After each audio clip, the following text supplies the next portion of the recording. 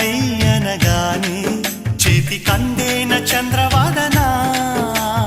కొంచెం నువ్వే తాకగానే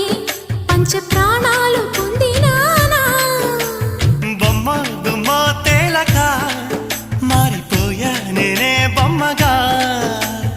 ఏదో చిత్రం చేయగా చేరువయ్యా నేనే చిలిగా రెప్ప మూసినా తప్పుకోనని కంటి పాప ఇంటిలోన ఏరి కోరి చేరుకున్నది